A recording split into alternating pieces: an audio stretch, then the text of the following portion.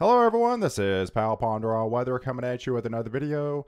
In this update, we're going to be talking about the potential of Tropical Storm Kappa to form in the Atlantic later on this week, and also a tropical wave that's happening in the Caribbean. So before I do get started, if you do like weather-related content, please subscribe to my channel, as I will upload about 5 videos a week to keep you updated. And I do ask you to share this video with your friends and family on social media.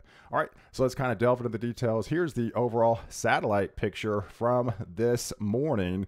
And there's an area of interest I kind of want you to zoom in on by the Turks and Caicos. This is the flare up, the thunderstorms that start to kind of flare up this morning. This is what I do believe the start of could be potential tropical storm Kappa, as this kind of interacts with the front and moves off to the northeast later on this week. We also have a cold front off the United States, and then we also have a tropical wave that's still happening, that's centered right here, that's still bringing showers and thunderstorms to the Caribbean. So now let's kind of look at the latest advisory from the National Hurricane Center. They've had this area of interest for several days now. It's basically north of the Turks and Caicos. It's got a 20% chance of developing over the next 5 days. It's basically going to interact with a cold front, and then maybe kind of fishtail off and meander on its own, and then possibly develop into what I believe Tropical Storm Kappa later on in the week. Here's the overall satellite of what kind of the bigger picture of what's happening. Here's that cold front above of the trough here where Kappa is forming by the Turks and Caicos. And here's the tropical wave down here in the Caribbean by Belize, going to be spreading some showers and thunderstorms in this area for the next several days. And here's that cold front that's moving through the United States. We actually haven't seen a cold front move this far south this month, so that's why it's been so active in the Caribbean. But now we're actually starting to get some colder air starting to kind of filter into the mix, so that's going to play a key role later on down the line. So now let's kind of zoom in to what could be Kappa. Here's the European cyclonic vorticity model, the 850 millibar. Here it kind of shows by Tuesday into Wednesday as it merges. It's right here now. That cold front was above it, and then it's going to merge with that front later on in the week. By midweek, there's a small window it could form along that over the next day or two, but I really don't believe it's going to have time to be able to do that. What's actually probably going to happen as this kind of cold front still moves off to towards moves away from the United States, it's going to actually possibly fishtail a little piece of energy and kind of separate itself from the elongated front. And if it does that, that's going to be able to time frame is going to be possibly spin up what I do believe Tropical Storm Kappa by then. If it doesn't do it, this would be on Friday. So we're talking Monday. We're talking 96 hours away, maybe 4 days from now. That's why the Tropical Hurricane Center gives it a 20% chance of happening in the next 5 days. If it doesn't happen then, it's probably could happen later on in the weekend, because it's just going to kind of meander over the same area. So if it does develop a low-level center, I do believe it's going to form what they call subtropical storm Kappa. Now, if that were to come to fruition, that would actually officially beat the 2005 record. We had 28 named storms, but we actually had 31 tropical depressions.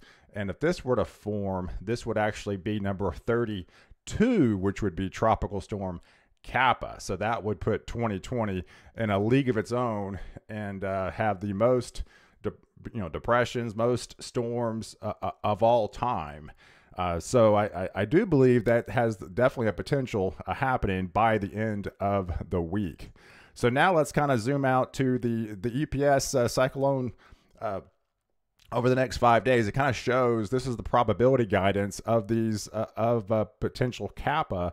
And like I said, if it doesn't actually form along that front, it could spin off and fishtail on its own and then it has a little bit better opportunity to form. And so this is just over the next 5 days. So it's pretty good guidance that this could form. It's probably just going to form into a what they call a subtropical feature. It's not going to affect any land or anything, and it could be just maybe a minimal tropical storm. But the more important thing is it'll be possibly another storm that would beat the all-time record of 2005. It's been needless to say, it's been a very active year. And so let's kind of zoom into the Caribbean, because we still have a tropical wave that we're kind of still been dealing with. It's not going to form into a tropical storm in this area, but it's been meandering over kind of the same place. As I showed you in the satellite picture, it's basically right around Belize right now. So, and here's the demarcation line. You can actually see the overspray. And so where the boundary is of where the precipitation would be today. So it's basically a lot right around here, Cuba, south into Belize, and then it flares up around basically Nicaragua and this zone. So this is the area that I do feel over the next day or two we'll get more tropical downpours at the beginning of the week. And so that as this kind of bubbles up, the sun kind of actually just kind of bubbles up this afternoon, you can see it's going to spread more rain into Jamaica, into the Cayman Islands later on today. And you can actually see this if we kind of break it down day by day. Here's the overall GFS model for the precipitation rate for later on this afternoon. And you can see where that tropical wave is, right? Here's the Cayman Islands, here's Jamaica, here's Belize. This is the zone where the tropical wave is, spreading additional rain showers and thunderstorms throughout. And this will be sporadic. It's not going to be an all-day event, but these will be scattered, isolated thunderstorms over that same area that's been inundated with a lot of rain. And I do feel this continues into Tuesday as the tropical wave kind of just sits around and kind of meanders. But there are signs that at the end of the tunnel. Here's kind of Wednesday. It kind of breaks up even more for you guys, like in the Cayman Islands and Jamaica, and a lot of it gets kind of skirted and hugs the coast, and you can actually see what's really happening in the water vapor imagery. So we've been kind of waiting for this to play out, but now that we've had these cold fronts kind of mixing into the United States, a lot of that drier air is going to start mixing in down in the Caribbean. So I do feel by Wednesday, if it doesn't happen Tuesday, it's definitely going to happen Wednesday for you guys. And Cancun, Cozumel, Playa del Carmen, Cayman Islands, and Jamaica, you should be high and dry by Wednesday with a lot of sun and just really start to dry out in this area. So you only have maybe another day or two left to say for you guys in Jamaica for dealing with these isolated pop-up, scattered thunderstorms in the day. But I do feel by Wednesday, that drier air will start filtering in, and it's going to be all sun for you guys because it's going to be very difficult for thunderstorms to develop in this drier air environment. But a lot of the moisture will be pushed further south and kind of hugging along the coast. But if we extend the view into Thursday, this even extends further south. Again, high and dry in Jamaica and Cayman Islands. But then, you have the moisture elongated along like Costa Rica into Panama. But that only even pushes further for you guys down into the weekend. So you still remain dry over a good chunk of the Caribbean.